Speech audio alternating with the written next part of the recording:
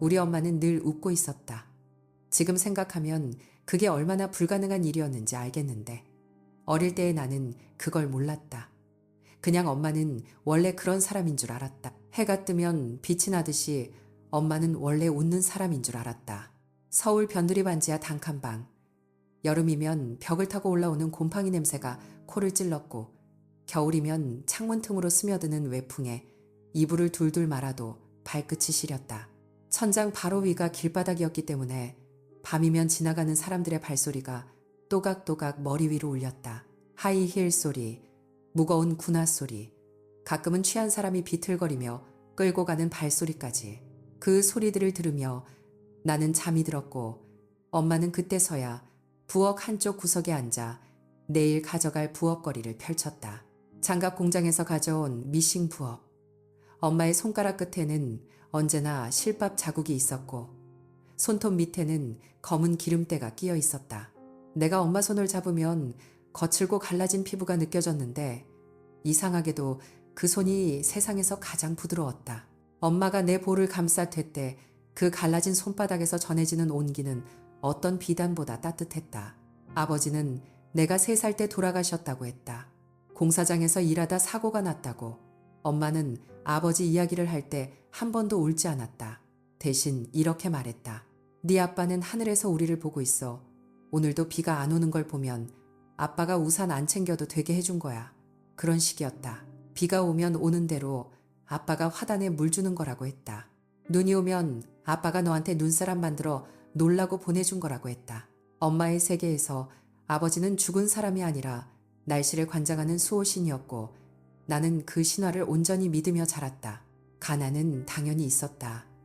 하지만 엄마는 그 단어를 한 번도 쓰지 않았다. 반찬이 김치 하나뿐인 저녁상을 앞에 두고 엄마는 이렇게 말하곤 했다. 오늘은 김치가 딱 잘 익었네. 이 맛이면 반찬 10가지가 부럽지 않다. 나는 고개를 끄덕이며 밥을 떠먹었다. 진짜로 그렇게 느꼈다. 엄마가 그렇다고 하면 그런 거였다. 학교에서 준비물을 사오라는 날이면 엄마는 밤새 무언가를 만들었다. 크레파스가 없으면 양초를 녹여 색을 입혀 만들었고 도화지가 없으면 과일 상자를 펼쳐 안쪽에 깨끗한 면을 잘라주었다. 한 번은 미술 시간에 수채화 물감이 필요했는데 엄마가 밤새 어디선가 구해온 건 한쪽이 말라붙은 팔레트 세트였다. 엄마는 그걸 내밀면서 이렇게 말했다. 이거 아까 길에서 주웠는데 누가 버린 건지 거의 새 거야. 우리 딸 복도 많지. 나는 그 말라붙은 물감에 물을 조금씩 떨어뜨려 녹여가며 그림을 그렸다. 색이 탁하고 고르지 않았지만 그날 나는 세상에서 가장 멋진 그림을 그렸다고 믿었다. 엄마가 그렇게 말해주었으니까. 초등학교 3학년 때였던가. 장마가 길어서 반지하 방에 물이 차올랐다. 새벽에 잠을 깨니 이불 아래로 차가운 물이 스며들고 있었고 엄마는 이미 일어나 대야와 냄비로 물을 퍼내고 있었다. 나는 겁이 나서 울음이 터졌다. 엄마, 우리 집 가라앉는 거야. 엄마는 물을 퍼내던 손을 멈추고 나를 안았다. 젖은 옷 사이로 전해지는 엄마의 체온은 미지근했다. 엄마는 내 귀에 대고 속삭였다. 괜찮아. 이건 물놀이야. 엄마랑 물놀이 하는 거야. 그리고 진짜로 웃었다. 빗물이 줄줄 새는 천장 아래에서 세간살이가 둥둥 떠다니는 방 안에서 엄마는 진심으로 웃고 있었다. 나는 그 웃음을 보고 울음을 그쳤다. 그날 이후 나는 깨달았다. 엄마의 웃음은 기쁨의 표현이 아니었다. 그건 방패였다. 세상이 던지는 모든 돌멩이 앞에 엄마가 들어올리는 눈에 보이지 않는 방패. 그 방패 뒤에서 나는 한 번도 맞은 적이 없었다. 한 번도. 엄마는 새벽 4시에 일어나 시장에서 나르는 일을 했고 낮에는 식당 설거지를 했고 저녁에는 미싱 부업을 했다. 3개의 일을 하면서도 엄마는 내가 학교에서 돌아오는 시간에는 반드시 집에 있었다. 헐떡이며 뛰어 들어온 적도 있었고 앞치마를 미처 벗지 못한 채 문 앞에 서 있던 적도 있었다. 하지만 단 한 번도 빈집에 나를 들여보낸 적이 없었다. 그게 엄마에게 얼마나 큰 노력이었는지 나는 한참 뒤에야 알게 되었다. 내가 제일 좋아했던 시간은 밤이었다. 좁은 방에 이불을 깔고 나란히 누우면 천장 위로 가로등 빛이 반지하 창문을 통해 비스듬히 들어왔다. 그 연한 주황빛이 천장에 네모난 격자 무늬를 만들었는데 엄마는 그걸 가리키며 말했다. 저거 봐. 우리만의 별이야. 다른 집 아이들은 밤하늘을 봐야 별을 보지만 우리 딸은 천장에서 별을 보네. 가까워서 좋겠다. 손 뻗으면 닿겠네. 나는 정말로 손을 뻗었다. 당연히 닿지 않았다. 하지만 엄마가 내 손을 잡아주었고 그 순간 나는 별을 잡은 기분이었다. 엄마의 손이 곧 별이었다. 잠이 들기 직전 엄마는 매일 밤 같은 말을 해주었다. 목소리는 항상 낮고 따뜻했고 약간 갈라져 있었다. 하루 종일 일한 목이 그럴 수밖에 없었을 것이다. 엄마는 말했다.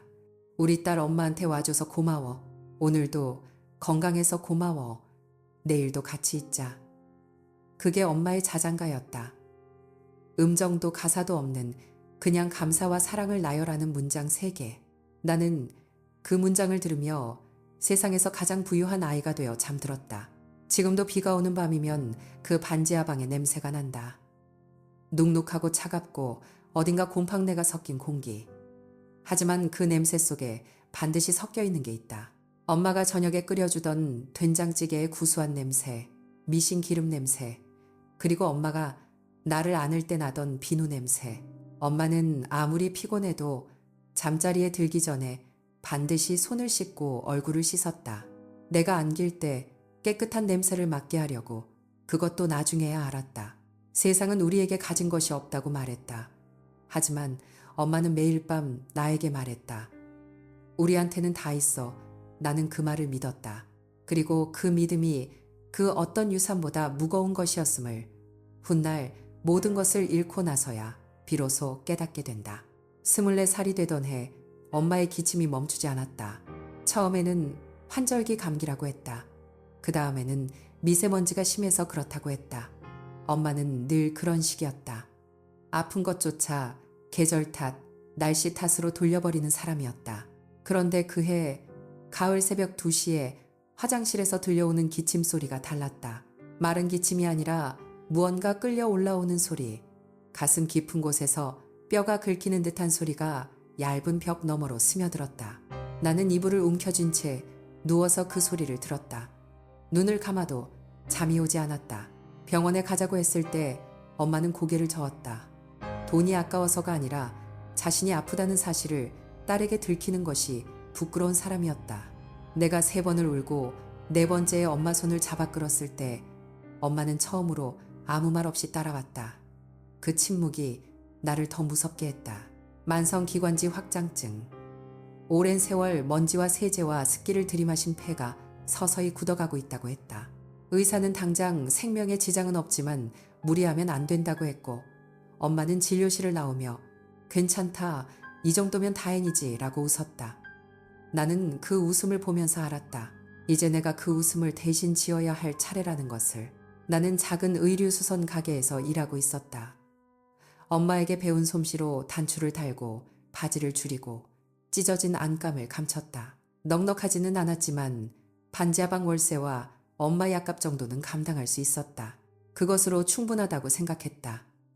그때까지는 그 사람을 처음 만난 것은 가게 앞이었다. 양복바지 기장을 줄이러 왔는데 고급 원단이었다. 손에 닿는 순간 알 수 있는 종류의 좋은 천. 그는 키가 크고 이목구비가 또렷했으며 무엇보다 깨끗했다. 손톱 끝까지 흠이 없는 사람. 나는 치수를 재면서 그의 구두를 보았다. 가죽이 어찌나 반질거리던지 내 무릎 꿇은 모습이 그 위에 비쳤다. 그가 바지를 찾으러 2번째 왔을 때 내 이름을 물었고 3번째 왔을 때 밥을 사겠다고 했다. 나는 거절했다. 그런 사람과 내가 무슨 어울림이 되겠느냐는 생각이었다. 하지만 그는 4번째, 5번째도 왔다. 수선할 옷도 없이 그냥 왔다. 가게 앞 플라스틱 의자에 앉아 캔커피를 2개 놓고 한 개를 내 쪽으로 밀었다. 그게 그 사람의 방식이었다. 말보다 물건을 앞세우는 사람. 엄마는 그를 처음 보았을 때 아무 말도 하지 않았다. 다만 그가 돌아간 뒤 식탁을 닦으며 낮은 목소리로 말했다. 저 사람 눈이 좀 차갑다 하고 나는 웃어 넘겼다. 원래 잘생긴 사람이 그래 보이는 거라고, 괜한 걱정이라고. 엄마는 행주를 멈추지 않았다. 다만 한 번 더 말했다. 사람 눈은 속이질 못하는 거여 하고 그 말이 귓가에 남았지만 나는 듣지 않기로 했다. 아니 들을 수 없었다는 편이 맞다. 그 무렵 엄마의 병원비가 올랐고 가게 건물주가 월세를 올리겠다고 통보했고 반지하방 보일러가 또 고장났으니까 그가 청혼한 것은 만난 지 6달째 되던 날이었다. 레스토랑 같은 곳이 아니라 그의 차 안에서였다. 네가 고생하는 게 보기 싫다. 어머니, 병원비도 내가 해결하겠다. 나랑 같이 살면 편해질 거다. 사랑한다는 말은 없었다. 하지만 나는 그 단어의 부재를 알아차리지 못했다. 아니, 알아차리고도 모른 척 했는지 모른다. 편해질 거라는 말이 그 어떤 고백보다 달콤하게 들리는 밤이 있다. 새벽마다 엄마의 기침 소리를 들으며 잠 못 드는 밤이 반복될 때 편안함이라는 단어는 거의 구원에 가까운 울림을 가진다. 엄마에게 말했을 때 엄마는 한참을 침묵했다. 그리고 내 손을 잡았다. 그 손이 떨리고 있었다. 네가 좋으면 엄마도 좋다라고 엄마가 말했다. 하지만 그 떨림이 축복의 떨림이 아니라는 것을 나는 나중에야 깨달았다. 훨씬 나중에. 결혼식은 그쪽 집안이 원하는 대로 진행되었다. 호텔 예식장 하객 300명 꽃장식만 400만 원. 나는 그 숫자들 사이에서 점점 작아졌다. 피로 연장 한쪽 구석에서 엄마가 혼자 앉아 있는 것을 보았다. 새 한복을 입고 있었지만 옷이 엄마를 입고 있는 것 같았다. 어깨가 너무 좁아서 한복깃이 자꾸 흘러내렸다. 나는 달려가 엄마 옆에 앉고 싶었지만 시어머니가 내 팔을 잡았다. 이쪽 하객분들께 인사가 아직 안 끝났어요. 라는 목소리가 귀에 꽂혔다. 나는 고개를 돌렸다. 엄마와 눈이 마주쳤다. 엄마가 웃었다. 괜찮다는 뜻이었다. 그 웃음이 반지하방 창문 너머로 비치던 가로등과 같은 빛이었다. 얇고 희미하고 그래서 더 애틋한. 시어머니는 첫 만남에서 내 손을 보았다. 손등이 아니라 손바닥을 뒤집어 보았다.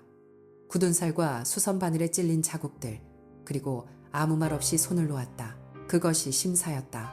나는 떨어졌다는 것을 그 침묵 속에서 알았지만 이미 아들이 결정한 일이니 어쩔 수 없다는 표정이었다. 시어머니는 이후로도 나를 이름으로 부른 적이 없다. 항상 거기 혹은 새댁. 1년이 지나도 새댁이었다. 신혼집은 넓었다. 방이 3개 거실 창문이 천장까지 올라가 있어서 햇살이 쏟아졌다. 반지하방 창문 밑으로 보이던 발목들의 세계와는 다른 곳이었다. 나는 그 넓은 거실에 서서 행복해야 한다고 스스로에게 말했다. 매일 아침 그렇게 말했다. 그런데 이상한 일이었다. 방이 넓을수록 천장이 높을수록 외로움이 더 크게 울렸다. 그 사람은 늦게 들어왔다. 11시, 12시, 때로는 새벽 1시, 접대가 있었다. 거래처 미팅이 길어졌다. 이유는 항상 있었고 나는 이유를 묻는 일을 점점 그만두었다. 저녁 식탁에 2사람분의 밥을 차리다가 1사람분으로 줄이기까지 3달이 걸렸다. 혼자 밥을 먹으며 넓은 식탁의 빈자리를 바라볼 때 문득 반지하방이 떠올랐다. 좁은 밥상 위에 반찬 3접시를 올리고 마주 앉아 웃던 엄마의 얼굴. 그때는 빈자리가 없었다. 상이 작으니까 늘 꽉 찼다. 시어머니는 한 달에 한 번 찾아왔다. 올 때마다 집안을 둘러보았다. 먼지를 확인하는 것인지 내가 제자리에 있는지를 확인하는 것인지 알 수 없었다. 한 번은 거실 구석에 놓아둔 엄마의 사진을 보고 말했다. 이런 건 안방에 넣어두지 손님 오면 보기가 그렇잖아요. 나는 사진을 들고 안방으로 갔다. 서랍 안에 넣으면서 손이 떨렸다. 분노가 아니라 슬픔 때문이었다. 엄마를 숨겨야 하는 집이 내 집이라는 사실이 목 안쪽을 태우듯 아팠다. 밤마다 나는 이불 속에서 엄마의 자장가를 떠올렸다. 오늘도 무사해서 감사하다. 네가 내 딸이어서 감사하다. 내일도 함께여서 감사하다. 3문장을 소리 없이 읊으면 잠이 오지 않아도 울음은 멈출 수 있었다. 그것이 내가 가진 전부였다. 엄마가 남긴 보이지 않는 유산. 나는 그것을 꺼내 쥐고 또 하루를 버텼다. 결혼 첫 해가 지나는 동안 어머니의 기침은 계절을 잃어버렸다. 봄에도 여름에도 가을 찬바람이 불기 전에도 어머니는 기침을 했다. 전화기 너머로 들려오는 그 소리가 처음에는 짧은 헛기침이었다가 3달쯤 뒤에는 숨을 들이쉬기 전 반드시 거쳐야 하는 길고 축축한 의식처럼 바뀌었다. 나는 매주 수요일과 일요일 남편이 집을 비우는 시간을 골라 반지하방을 찾았다. 어머니는 여전히 현관문을 열며 웃었지만 그 웃음이 입술 끝에서 끝까지 닿는데 이전보다 반박자가 더 걸렸다. 시어머니는 내가 친정에 가는 것을 좋아하지 않았다. 새댁이 시댁 살림을 두고 자꾸 밖을 싸돌아다니면 집안 기운이 빠진다는 말을 거실 소파에 비스듬히 기대어 했다. 나는 고개를 숙이고 네 어머님이라고 대답하고 그래도 수요일에는 반지하방으로 갔다. 문을 열면 가장 먼저 코끝에 닿는 것은 소독약 냄새 위에 겹겹이 쌓인 습기, 그리고 어머니가 끓여놓은 보리차의 구수한 김이었다. 어머니는 이불 위에 반드시 앉아 바느질을 하고 있었다. 무엇을 꿰매고 있느냐고 물으면 아, 이거 하며 펼쳐 보이는 것은 내가 초등학교 때 쓰던 가방에 찢어진 끈이었다. 오래전에 버려도 될 것을 아직 붙들고 있는 그 손가락이 떨리는 것을 나는 못 본 척했다. 결혼 1년이 되던 가을 새벽, 4시에 전화가 왔다. 반지하방 근처 편의점 아르바이트생이었다. 아주머니가 쓰러지셨어요. 기침을 하다가 피가 나왔어요. 나는 잠옷 위에 외투 하나만 걸치고 현관을 나섰다. 남편의 구두가 가지런히 놓여 있었다. 오늘은 일찍 들어온 날이었다. 나는 신발장 위에 메모를 남기려다가 그냥 문을 닫았다. 설명해야 할 사람은 안에 없었다. 아니 있었지만 설명을 들을 사람은 없었다. 병원 복도는 형광등 불빛이 너무 밝아서 눈이 시렸다.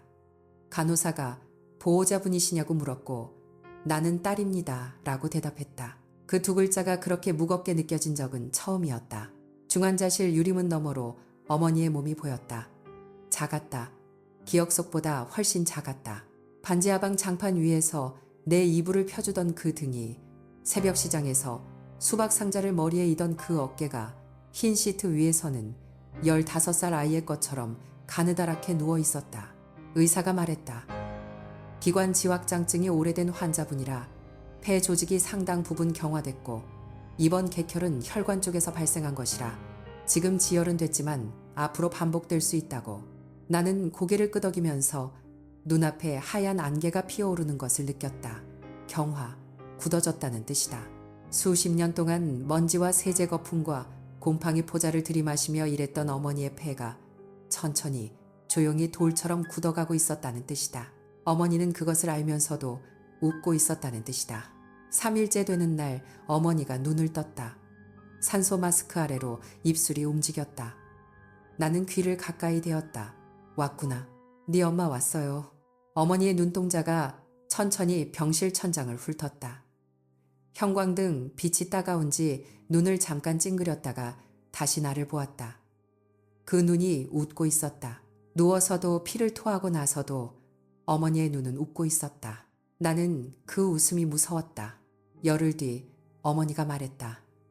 딸아, 하늘에 가도 땅에 있어도 엄마는 너 옆에 있는 거다. 눈에 안 보여도 바람이 불면 그게 엄마다.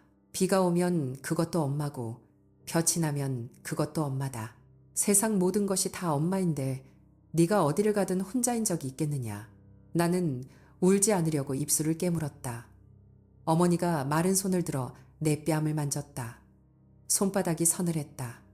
사흘 전보다 더 서늘했다. 그 주 토요일 새벽 어머니는 잠든 채로 숨을 거두었다.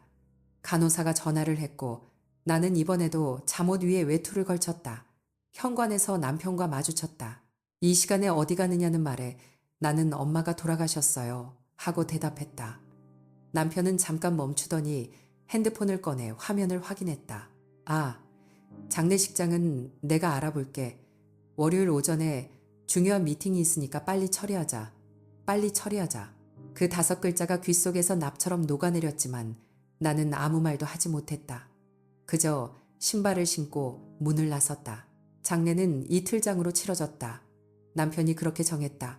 3일장은 요즘 안 한다며 시어머니가 장례식장에 도착한 것은 첫째 날 오후였다. 검은 옷을 입고 있었지만 조문객의 차림이 아니라 백화점을 지나는 길에 잠깐 들른 사람 같은 표정이었다. 국화꽃 앞에 서서 향을 올리는 대신 식장 내부를 둘러보더니 내 옆에 앉았다. 그리고 말했다. 새댁 슬픈 건 아는데 현실적인 얘기를 좀 하자. 장지 비용은 새댁 쪽에서 부담하는 거 맞지.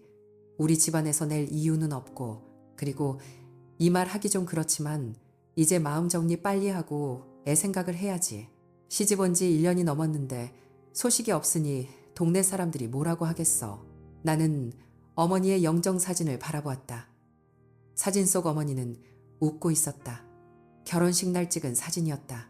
새 한복이 어깨에서 흘러내리던 그날, 그래도 카메라를 향해 웃어주셨던 그 얼굴, 시어머니의 말이 그 웃음 위로 얼룩처럼 번졌다. 남편은 조문객이 올 때만 식장에 나타났다. 회사 상사가 오면 허리를 깊이 숙이고 아내가 갑자기 상을 당해서 죄송합니다라고 말했다.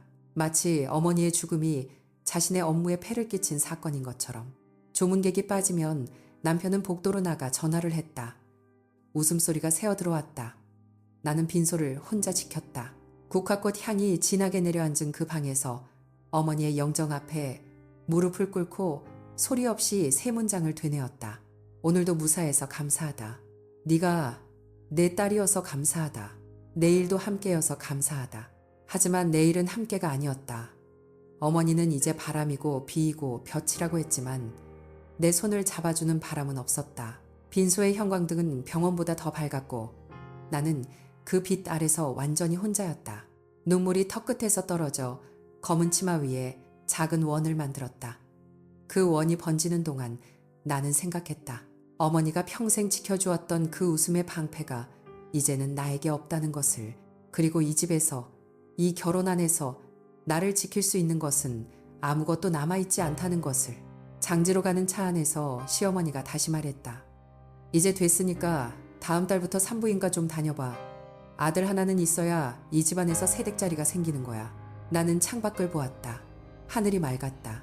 잔인하리만큼 맑고 높고 파란 가을 하늘이었다.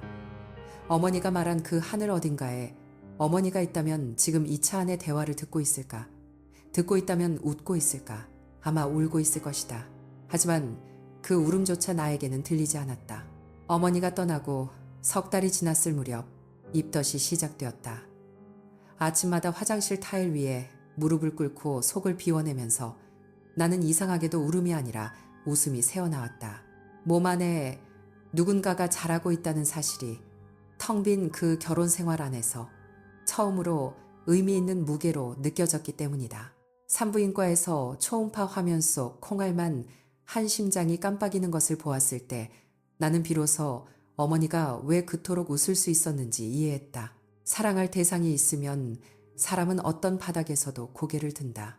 시어머니는 아들이라는 확인이 떨어지자마자 태명을 지어 보내왔다. 복이, 그 이름 속에 내 존재는 없었다.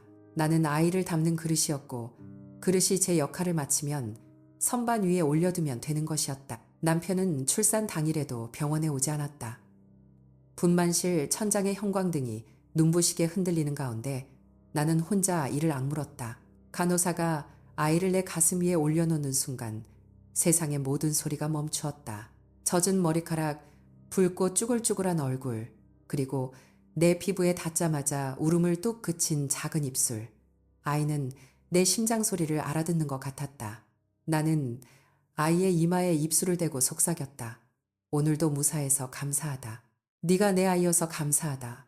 내일도 함께여서 감사하다. 어머니의 자장가가 내 목소리를 빌려 다시 태어나는 순간이었다. 아들의 이름은 준이라고 지었다. 준이가 처음 웃던 날, 처음 뒤집기를 하던 날, 처음으로 엄마라는 소리를 흘리던 날, 나는 일기장 대신 손바닥 안쪽에 날짜를 적었다. 씻으면 지워지는 글자였지만 가슴에는 영원히 새겨졌다. 그 시절에 나는 아이와 함께 있는 시간 안에서만 숨을 쉬었고 나머지 시간은 그저 견디는 것이었다. 남편의 외도를 알게 된 것은 준이가 3살 되던 해 겨울이었다. 새벽 2시 거실 소파에서 잠든 남편의 전화기가 울렸다. 화면에 뜬 이름은 여자 이름이었고 그 아래 하트 이모티콘이 붙어 있었다. 나는 전화기를 들지 않았다. 대신 부엌에 서서 물 한 잔을 마셨다. 손이 떨리지 않았다. 아마 이미 알고 있었기 때문일 것이다. 늦은 귀가 샤워 후에도 남아있던 낯선 향수 출장이라며 꺼두었던 전화기. 증거는 항상 거기 있었고 내가 눈을 감고 있었을 뿐이다. 이혼 소송은 길고 잔인했다. 남편 측 변호사는 내가 결혼 전 재산이 없었다는 점, 전업주부로서 경제적 기여가 미미하다는 점을 반복했다. 시어머니는 법정에 나와 내가 가사를 소홀히 했으며 아이의 교육에 무관심했다고 증언했다. 그 말을 듣는 동안 내 귀에는 분만실에서 혼자 이를 악물던 소리가 울렸다. 새벽 수유를 하며 복도를 서성이던 발소리가 울렸다. 아이의 열이 40도를 넘기던 밤, 택시를 잡지 못해 아이를 안고 응급실까지 뛰었던 숨소리가 울렸다. 하지만 법정에서 그런 것들은 증거가 되지 못했다. 판사는 양육권을 남편에게 넘겼다. 경제적 안정성, 주거 환경, 교육 여건. 판결문에 적힌 단어들은 하나같이 돈의 다른 이름이었다. 나는 법원 복도 의자에 앉아 한참을 움직이지 못했다. 다리에 힘이 없어서가 아니었다. 준이를 두고 이 문을 나서면 내가 그 아이의 매일을 더 이상 채울 수 없다는 현실이 발목을 잡았기 때문이다. 위자료는 형편없이 적었다. 재산 분할이라 부르기에 민망한 금액이 통장에 찍혔고 나는 그것을 들고 법원 밖으로 걸어 나왔다. 11월이었다. 바람이 차가웠고 하늘은 어머니가 떠나던 날처럼 맑았다. 원룸을 구했다. 반지하였다. 부동산 중개인이 죄송하다는 듯 고개를 숙였지만 나는 오히려 안도했다. 이 습기, 이 낮은 천장, 이 작은 창문, 어머니와 살던 그 방의 기억이 벽마다 배어있는 것 같았다. 여기서부터 다시 시작하면 된다. 어머니가 그랬듯이. 새벽 4시에 일어났다. 5시까지 김밥집 재료 손질을 했고 9시부터 오후 3시까지 의류 수선 일을 했다. 저녁 6시부터 11시까지는 편의점 야간 교대 전반을 채웠다. 잠은 4시간이었다. 어머니도 4시간을 잤다. 그 사실을 떠올릴 때마다 나는 이를 악물 수 있었다.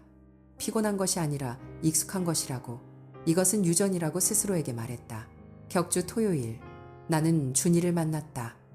면접 교섭권이라는 차가운 법률 용어가 우리의 만남을 규정했지만 그 4시간은 내 삶에서 가장 뜨거운 시간이었다. 아이를 처음 보는 순간 숨이 돋는 것 같았다.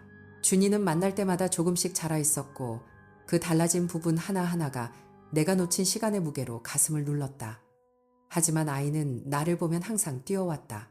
엄마하고 부르는 그 한마디가 공기 중에 퍼지는 순간 나는 지난 2주 동안의 모든 피로가 한꺼번에 녹아내리는 것을 느꼈다. 우리는 공원을 걸었다. 떡볶이를 나눠 먹었다. 아이가 학교에서 배운 노래를 부르면 나는 박수를 쳤고 아이가 무릎이 까진 것을 보여주면 나는 호하고 불어주었다. 헤어지는 시간이 다가오면 준이는 내 손을 꼭 잡았다. 엄마 다음에 또 와 하고 말하는 아이의 눈이 젖어 있었다. 나는 웃었다. 반드시라고 대답하며 웃었다. 돌아서서 걸을 때 눈물이 흘렀지만 아이가 볼 수 있는 거리 안에서는 절대 울지 않았다. 그것이 어머니가 내게 가르쳐준 유일한 규칙이었다.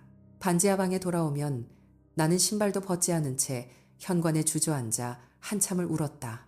그리고 울음이 그치면 세수를 하고 다시 알람을 맞추었다. 새벽 4시. 내일도 살아야 하니까. 이 아이가 나를 부를 수 있는 세상 안에 내가 서 있어야 하니까. 준이가 초등학교에 입학하던 날 면접 교섭 시간에 찍은 사진 한 장을 받았다.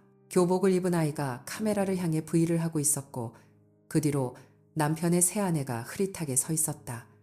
가슴이 무너지는 것 같았다. 하지만 사진 속 아이의 웃음이 나를 붙들었다. 저 웃음 안에 내가 있다. 격주 토요일마다 내가 불어넣은 사랑이 저 아이의 입꼬리를 올리고 있다. 그것만으로 충분했다. 그것만이 나를 살게 했다. 밤마다 잠들기 전 나는 어머니의 자장가를 중얼거렸다. 그런데 이제는 3번째 문장이 달라져 있었다. 내일도 함께여서 감사하다가 아니라 내일도 네가 이 세상에 있어서 감사하다. 함께가 아니어도 좋았다. 같은 하늘 아래 같은 시간 속에 준이가 숨쉬고 있다는 것, 그것이 나의 산소였다. 준이 13살이 되던 해 가을 격주 토요일의 4시간은 정확히 342번째를 맞이하고 있었다. 공원 벤치에서 시작된 만남은 어느 순간부터 분식집 창가 자리로 옮겨졌고 떡볶이 한 접시와 순대 한 접시를 사이에 두고 마주 앉는 것이 둘만의 의식이 되었다. 화상으로는 매주 수요일 밤 9시에 정확히 15분간 얼굴을 보았지만 토요일의 4시간은 여전히 숨을 쉬기 위해 물 위로 올라오는 시간이었다. 주는 초등학교 저학년 때에 동그란 볼살이 빠지고 어느새 어머니보다 반뼘쯤 더 큰 키를 가진 소년이 되어 있었다. 목소리가 갈라지기 시작했고 눈매는 더 깊어졌지만 엄마를 볼 때 짓는 웃음만은 여전히 6살 때 공원에서 뛰어오던 그 얼굴 그대로였다. 그런데 그해 여름부터 이상한 전화가 오기 시작했다. 전 남편이었다. 이혼 후 7년 동안 단 한 번도 직접 전화를 걸어온 적 없는 사람이 한 달에 2~3번씩 연락을 해왔다. 첫 번째 전화에서 그는 말했다. 그 녀석이 집에서 행패를 부린다고, 텔레비전 리모컨을 변기에 넣었다고. 두 번째 전화에서는 새 아내가 모아둔 와인 컬렉션 6병이 전부 싱크대에 쏟아져 있었다고 했다. 세 번째에는 서재의 양장본 전집이 욕조에 담겨 있었다며 목소리가 떨렸다. 네 번째에는 장모가 선물한 도자기 화병이, 다섯 번째에는 새 아내의 명품 가방 안에 고춧가루가 가득했다고. 그녀는 매번 같은 말을 했다. 준이를 혼내지 말아달라고, 아이한테 무슨 일이 있는 건지 대화를 해달라고. 하지만 전 남편은 점점 더 격앙되었고 당신이 만날 때마다 뭘 가르치는 거냐며 소리를 질렀다. 전화를 끊고 나면 손이 떨렸다. 준이가 왜 그러는지 알 수 없었다. 격주 토요일에 만나는 준은 여전히 웃고 있었고 학교 이야기를 했고 엄마가 해준 김밥이 세상에서 제일 맛있다고 했다. 물어보면 별일 아니라고, 그냥 실수였다고, 어른들이 과장하는 거라고 대답했다. 가을이 깊어지던 어느 토요일, 전 남편에게서 마지막 전화가 왔다. 그의 목소리는 처음으로 분노가 아닌 피로로 가득 차 있었다. 포기하겠다고 했다. 양육권을 넘기겠다고. 조건이 있다고 했다.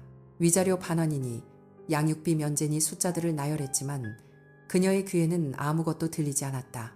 양육권을 넘기겠다는 그 한 문장만이 온 세상의 소리를 지우고 고막 안쪽에서 울리고 있었다. 정말이냐고 물었다. 3번을 물었다. 전 남편은 짧게 대답했다. 더 이상 못하겠다고. 그 애는 당신한테나 가야 할 애라고. 전화를 끊고 그녀는 반지하 방 바닥에 주저앉았다. 울지 않았다. 울 수가 없었다. 몸 전체가 진동하고 있었기 때문이다. 심장이 갈비뼈를 두드리는 소리가 방 안에 울리는 것 같았다. 천장의 수도관에서 물방울이 떨어졌다. 그 소리가 비로소 그녀의 시간을 다시 흐르게 했고 두 눈에서 물이 쏟아졌다. 한 달 뒤 법원에서 양육권 변경 서류에 도장을 찍었다. 전 남편은 서류에 서명만 하고 돌아갔으며 시어머니는 나타나지 않았다. 준이 짐을 싸서 반지하 방으로 온 날은 11월의 맑고 차가운 날이었다. 어머니가 돌아가신 날과 같은, 하늘 양육권을 잃은 날과 같은 하늘이었지만 그날의 찬 공기는 처음으로 그녀의 폐를 아프게 하지 않았다. 준은 이불 한 채와 책가방 하나만 들고 왔다. 반지하 방의 좁은 문을 지나 안으로 들어서더니 천장 가까이 난 작은 창문을 올려다보고 벽지의 물자국을 보고 그리고 천천히 방 안을 한 바퀴 돌았다. 엄마, 여기 냄새 알겠다라고 말했다. 외할머니 냄새. 그녀는 대답하지 못했다. 준이 그것을 기억할 리 없었다. 이곳에 온 적도 없고 외할머니를 만난 적도 없는 아이가. 하지만 준은 확신에 찬 표정으로 고개를 끄덕였다. 엄마한테서 항상 이 냄새가 났다고. 토요일마다 그날 밤 둘은 나란히 누워 천장을 보았다. 수도관의 물방울 소리가 일정한 간격으로 떨어졌다. 그녀가 이불을 끌어올려 준의 어깨를 덮어주었을 때 준이 천장을 보며 말하기 시작했다. 엄마, 나 할 말이 있어. 그의 목소리는 낮고 조심스러웠지만 어딘가 단단했다.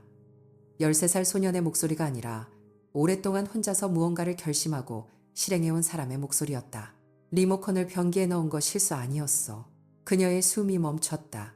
와인도, 책도, 화병도, 가방도 전부 내가 한 거야. 일부러. 준은 천장에서 시선을 거두지 않았다. 마치 거기에 자신이 그려놓은 설계도가 있기라도 한 듯이. 아빠가 나를 안 키우겠다고 하면 엄마한테 보낼 수밖에 없잖아. 근데 내가 엄마한테 가고 싶다고 하면 아빠가 돈을 문제 삼을 거 알았어. 양육비를 더 달라고 할 거고 엄마가 힘들어질 거잖아. 그래서 생각했어.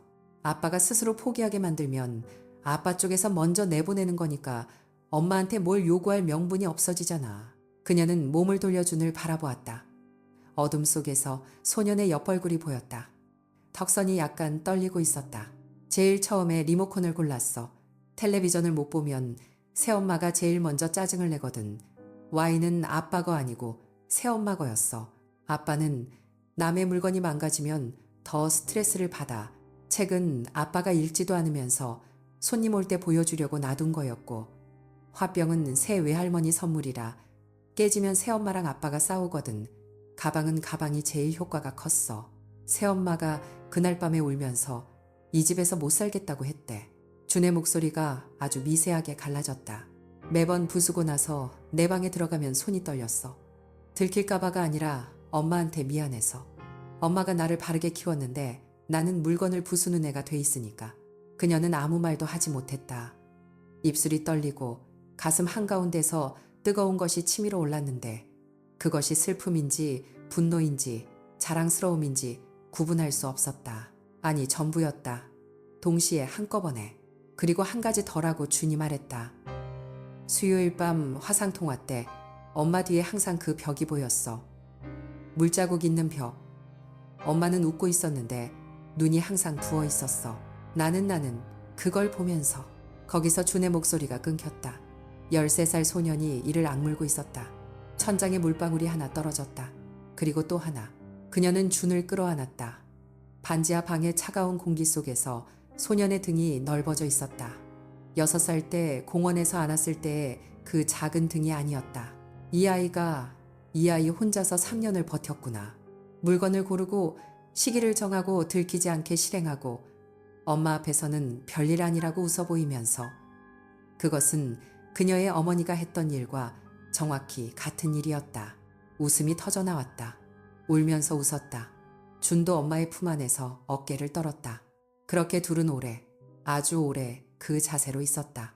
한참 뒤 준이 엄마의 품에서 얼굴을 들었다. 코가 빨갛고 눈이 젖어 있었지만 입가에는 웃음이 걸려 있었다. 엄마, 응, 오늘도 무사해서 감사하다. 그녀의 눈에서 다시 물이 흘렀다. 네가 내 아이여서 감사하다. 준이 그녀의 손을 잡았다. 내일도 함께여서 감사하다. 3번째 문장이 돌아왔다. 혼자 고쳐 쓴 그 문장이 이 아이의 목소리로 원래의 자리에 돌아왔다. 함께, 이 세상에 있어서가 아니라 함께여서. 수도관에서 물방울이 떨어졌고 반지하 방의 작은 창문 너머로 가로등 불빛이 비스듬히 들어왔다. 그녀는 어머니의 목소리를 들었다.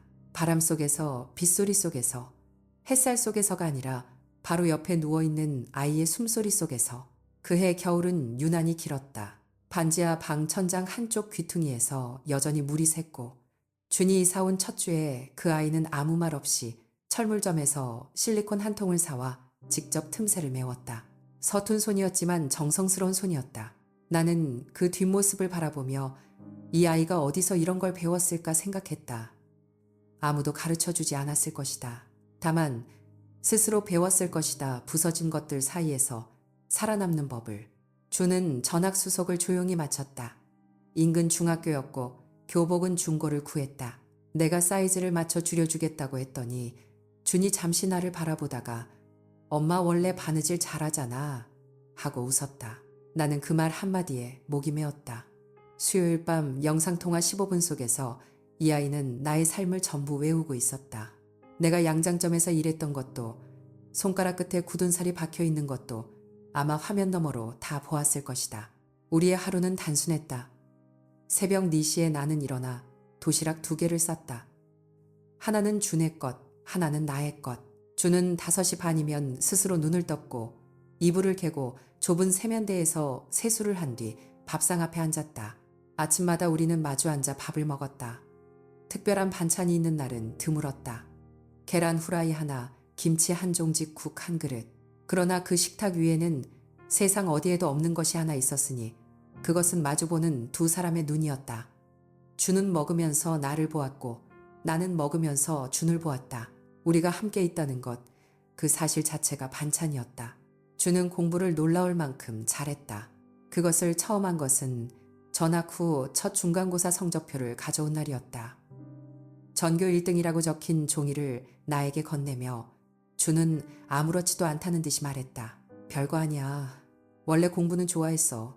나는 그 성적표를 받아들고 한참을 바라보았다.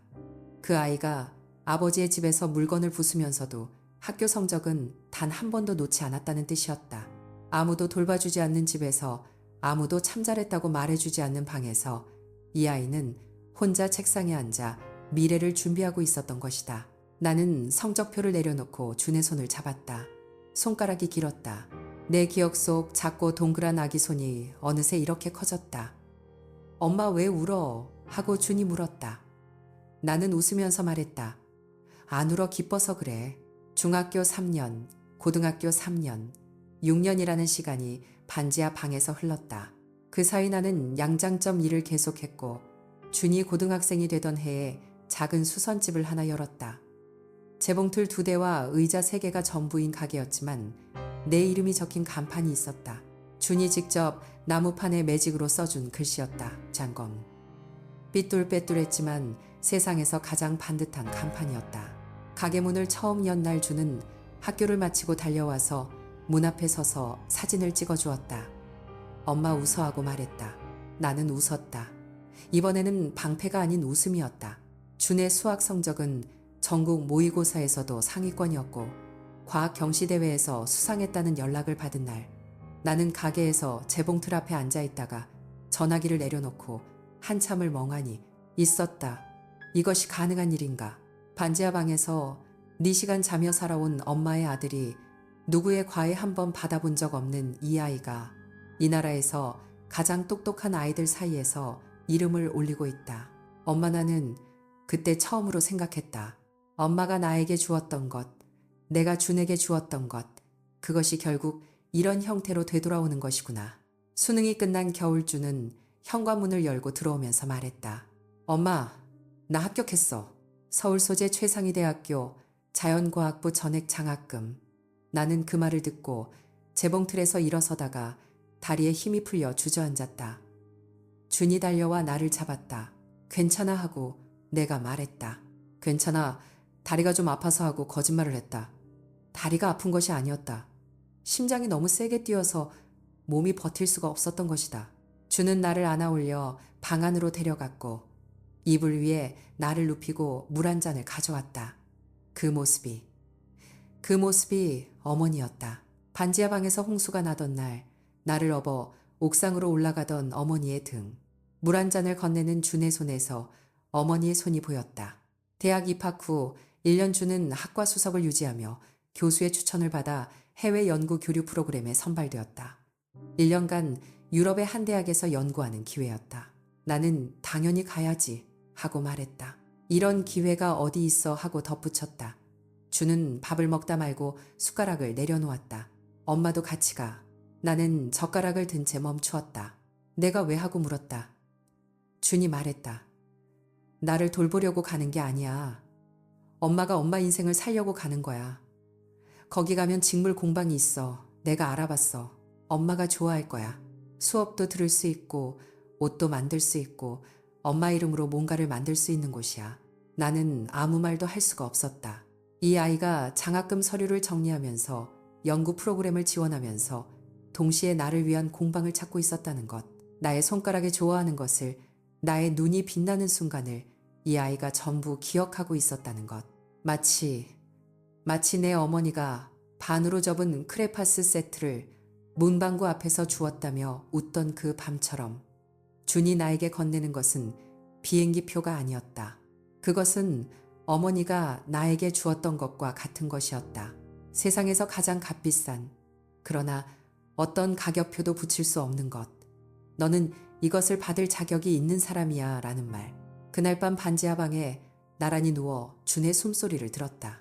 천장 위로 사람들의 발걸음 소리가 지나갔고 수도관이 가늘게 울었고 창밖으로 가로등 불빛이 반쯤 들어왔다.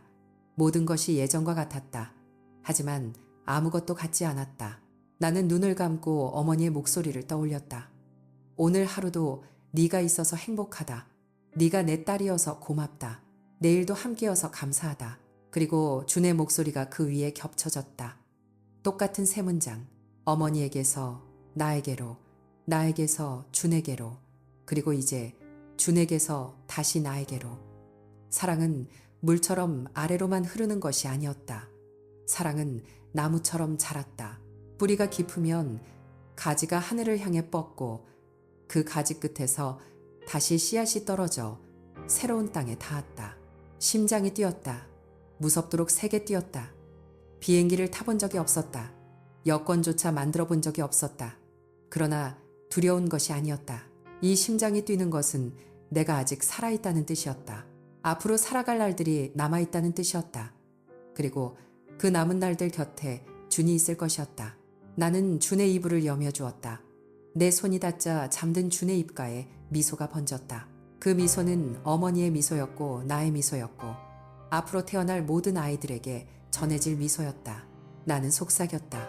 오늘 하루도 네가 있어서 행복하다. 네가 내 아들이어서 고맙다. 내일도 함께여서 감사하다. 수도관이 한번 울었다. 바람이 창틈으로 스며들었다. 그 바람에서 어머니의 냄새가 났다.